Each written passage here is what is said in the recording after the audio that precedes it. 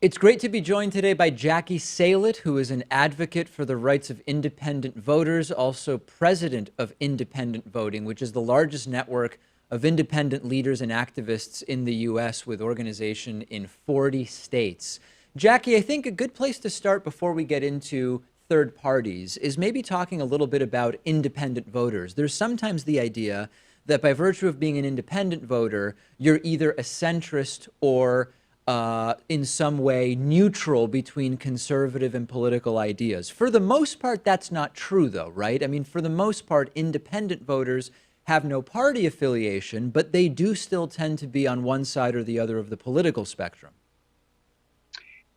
In my experience, independents span the entire political spectrum from right to left.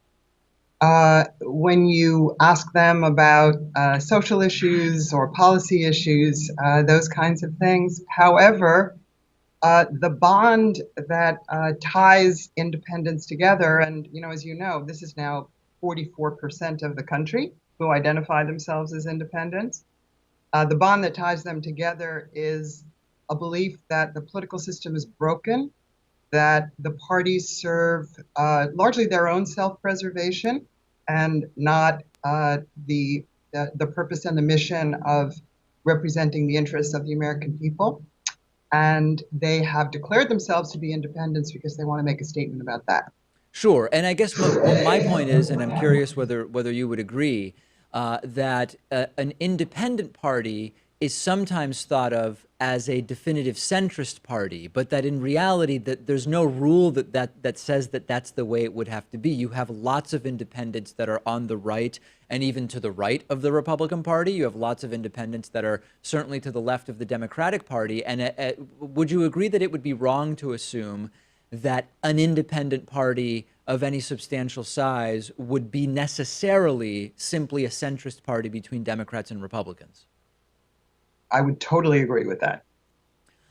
Let's talk a little bit about the sort of practical paths towards third party growth and engagement. I've pointed out in the last several years that I think that there are two major impediments to growing the number of votes for third party candidates, at least in presidential elections. Number one is campaign finance and sort of how politics is financed in the United States. And number two, it's the lack of a voting system like an instant runoff voting system that would allow someone to more easily support the candidate that their politics most closely align with which might not be a Republican or independent, without possibly ending up helping the candidate they most disagree with. Assess my assessment of those two items. uh, I think, look, in the last 25 years or so, there actually have been independent parties that have exploded, and I do use the term exploded purposefully, onto the political scene. Most notably, I think the Reform Party in the 1990s, that was the political party that grew out of what's known today as the Perot Rebellion after Ross Perot's first run in 1992. And for a period of about 5 or 6 years, there was the framework, shall we say, of a third party that was non-ideological in its orientation, that was reform-oriented in its mission, and that brought together people across the political spectrum, across geographical divides, ideological divides, socioeconomic divides, etc., and had a brief shining moment, if you will, as a new, not just a new party, but a new kind of political party. Now, for a variety of reasons, the Reform Party was destroyed and disabled after this 6-year experiment, and I was a part of that, and it was, an incredibly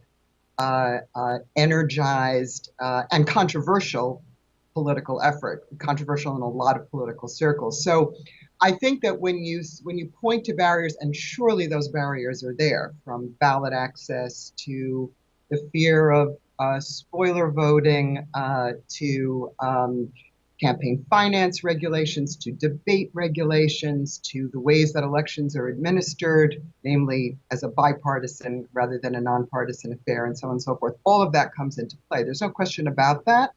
And I think that part of what's going on right now in the reform movement and in the independent political movement is there's a lot of energy and a lot of attention being paid to what kinds of structural reforms are necessary in order to make it more possible for a third force to emerge. Whether it emerges as a party or not, that's kind of an interesting question, frankly, because given that the sentiment of so many Americans, particularly independents, but not exclusively, is to be disappointed and distressed by the parties and by the kinds of partisanship that they produce, it's not altogether clear to me that a third party is going to be or should be the form that a new force takes. Yeah, But well, so I think it's interesting you're mentioning that because you do have independents who are not Republicans or Democrats because they don't want to be part of either of those two parties. There are also right. independents who are sort of against the concept of political parties, and those are two different things, and it's important to distinguish. Yes, and I would add, I agree with you, and I think that that's very true. They're not just against the concept of political parties, they're just against having these corrupt, authoritarian, controlling structures that limit competition and are completely focused on, their own political power over the interests of ordinary people. They're against that. And so then the issue becomes, well, what are we going to create that does give people a platform and tools to fully participate in what is supposed to be a self-governance process in this country, but which, frankly, the parties are one of the major obstacles to realizing that. So, Jackie, in your sort of context, right, is the do you think that there's this sort of stereotypical or caricatured independent who says something like, "Well, I'm socially liberal and fiscally conservative, so therefore I'm not a Republican or a Democrat. I'll just vote for whichever Republican or Democrat is closest to my views." That's not really sounding to me like the type of independent that you're talking about or targeting, right? Why do you say that? Well, because you seem to be more focused, and not as a criticism, but you seem to be more focused on those who are independents, not because they share views with some Democrats and Republicans, but rather because they feel that the infrastructure that exists between these two parties and the corruption that's sort of inherent to our political finance system are the problem. It's not about, I'm kind of with the Democrats on some issues and with Republicans on others, but it's a different paradigm altogether. That's what I'm gathering. Tell me if I'm wrong. I see. No, well, that's true. I think that's accurate, though. I guess the one caveat I would add here is that I actually think that most Americans are socially liberal, broadly defined, I agree. and fiscally conservative, broadly defined. So it's Don't Not that sure I agree on that part. those those descriptions get talked about in a somewhat elevated way or a categorical kind of way. But I mean, I think in people's personal and private lives and family lives, everybody has to manage a budget, and you're only allowed to borrow but so much. Yeah. you know, and most people have a kind of live and let live attitude, and and somewhere between libertarian and progressive, if you want to use that kind of language, view of social issues.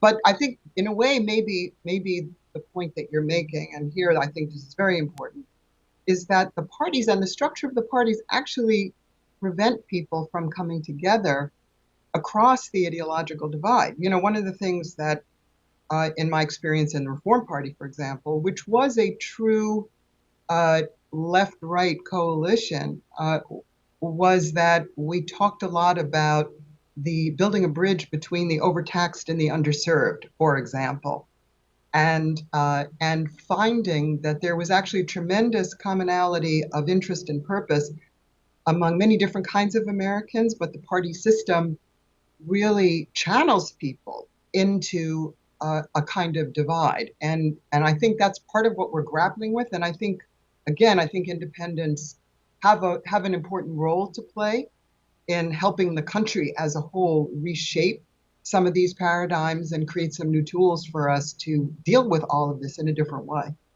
Jackie, in the limited time we have left, I'd love your brief thoughts on whether 2020 presents an interesting opportunity for independent voters and possibly for something other than just a Democrat and a Republican as a result of the sort of chaos that the Trump presidency has sort of sown, whether that's a challenger from within the Republican Party that ends up running third party or in some other way. Do you think that the 2020 election has some interesting opportunities for independents?